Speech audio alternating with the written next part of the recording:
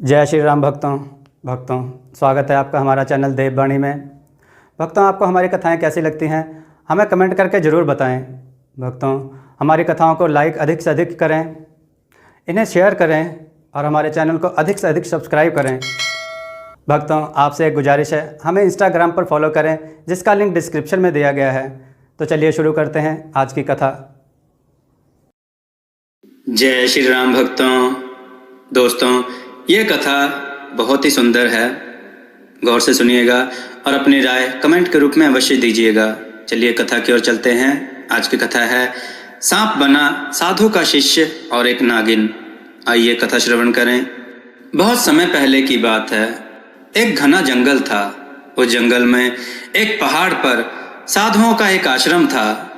वहीं एक साधु रहते थे। आसपास के गांव में उनके अनेक भक्त थे। साधु महाराज के आशीर्वाद से सभी सुखी थे।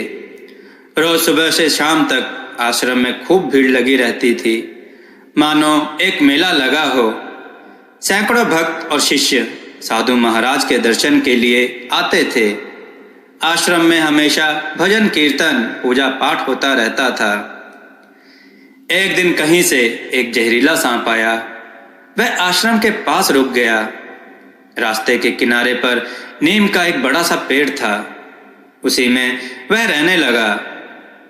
पूजा के समय उठने वाली महक, सुगंधित धुआं, भजन कीर्तन आदि का प्रभाव सांप पर बहुत पड़ा। उसका स्वभाव धीरे धीरे बदलने लगा। कुछ दिनों बाद सांप ने साधु का शिष्य बनने का निश्चय किया, किंतु वह उसके पास नहीं जा सकता था। उसे मार डाले जाने का डर था, इसलिए वह प्राय उदास रहता था। वर्षा का मौसम था। एक दिन सुबह से शाम तक भारी वर्षा हुई। साधु जी के आश्रम को कोई आ जा नहीं सका। चारों ओर पानी पानी था। सांप का बिल भी पानी से भर गया। सांप ने निकलकर देखा कि रात हो गई है, सन्नाटा है, केवल मेंढक और झिंगुरों की आवाज सुनाई पड़ रही है। यही अपने लिए उत्तम समय है। यही सोचकर वह आराम से भीतर आ गया। साधु महाराज अपने कमरे में मौन बैठे थे। सांप जाकर उनके सामने लेट गया। उसने प्रार्थना की, प्रभु, मैंने अपने जीवन में अनेक पाप किए हैं। आपकी महिमा से मैंने हिंसा त्याग दी है। मैं आपका शिष्य बनना चाहता हूँ, कृपया स्वीकार करें। साधु ने पूछा, क्या सचमुच तुमने हिंसा त्याग दी है? अब किसी को नहीं काटते? नहीं गुरुजी, मैं अब किसी को नहीं काटता और ना काटूंगा। आपसे प्रभावित होकर मैंने अपना स्वभाव ही बदल डाला है। तो आज से तुम हमारे शिष्यों में से एक हो। सांप उसी दिन से आश्रम में रहने लगा। उसके लिए एक मंडप बना। पानी का कुंड भी रखा गया। वहीं वह पड़ा रहता था। कभी कभी फन उठाकर आने जाने वालों को चकित करता था। भक्त लोग साधु जी के दर्शन के बाद सांप के भी दर्शन करते। कोई दूध कटोरा समर्पित करता था तो कोई प्रणाम करके सुख की याचना करता था। सांप तो सबका पूज्य हो गया था। एक साल उस पहाड़ी इलाके में खूब सर्दी पड़ी।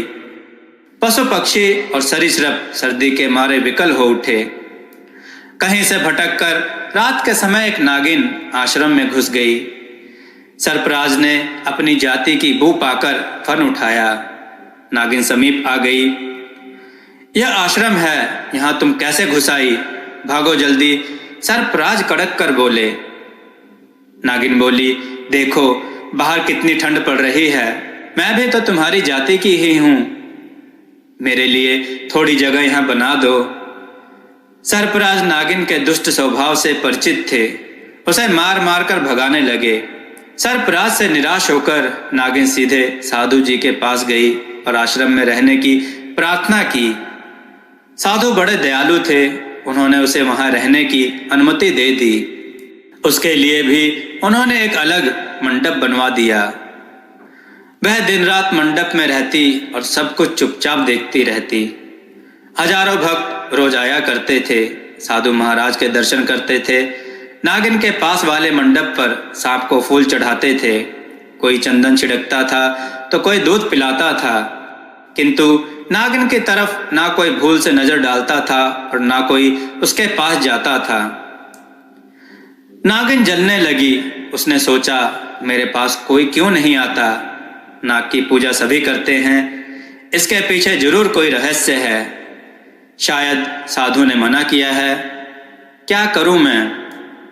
नागिन के मन में नागराज के प्रति ईर्ष्या और साधु जी के प्रति क्रोध दिन ब दिन बढ़ने लगा। वह बदला लेने के लिए चंचल हो उठी। पहले तो नागिन ने आश्रम से भाग जाने की सोची, परंतु वैसा करने पर वह बदला नहीं ले सकती थी। बाद में सांप को मार डालने की भी सोची, किंतु मार डालना भी आसान न था। साधु महाराज को खत्म कर दिया जाए तो सांप पर लोग संदेह करेंगे और उसे जरूर मार डालेंगे। ना रहेगा बांस और ना बजेगी बांसुरी। एक दिन रात के अंतिम पहर में नागिन ने बदला लेने का काम शुरू किया। अंधेरा था, सभी आश्रमवासी सो रहे थे। चहल पहल बिल्कुल न थी। नागिन धीरे धीरे सरक कर साधु के कमरे में घुसी एवं साधु जी को डस लिया। नित्य की तरह साधु जी नियत समय पर उस दिन भी जगे। उन्होंने स्नान, पूजा पाठ आदि निपटाया। उस दिन भी उनके चेहरे पर प्रसन्नता थी, जैसे सब दिन प्रसन्नता रहती थी, मानो उन्हें कुछ हुआ ही ना हो। उनके शरीर पर सांप के जहर का कोई असर नहीं हुआ। शिष्य लोग उनका दर्शन करने आए। लोगों ने रात की सारी घटना सुनी और साधु के मंत्र के बंधन में बंधी नागिन को मार डाला। इस घटना के बाद लोगों की साधु और सर्पराज के प्रति भक्ति और बढ़ गई। कुछ वर्षों के बाद साधु एकाएक एक दिन आश्रम से अदृश्य हो गए और सर्पराज भी दिखाई नहीं पड़े। किंतु दोस्तों, आज भी उस आश्रम में दोनों की प्रतिमा की पूजा होती है। रोज हजारों भक्त फूल, चंदन, दिया, धूप लेकर जाते हैं। रोज सुबह और शाम को दूर दूर तक आश्रम की संध्या आरती की घंटी सुनाई पड़ती है। दोस्तों, आपको यह कथा कैसी लगी? अपने विचार और सुझाव कमेंट में जरूर दें। हमारी कथाओं को लाइक करें, हमारे चैनल को सब्सक्राइब करना ना भूलें। हमारी कथाओं को शेयर जरूर करें, जिससे लोगों को अच्छा ज्ञान प्राप्त हो। जय श्री राम भक्तों।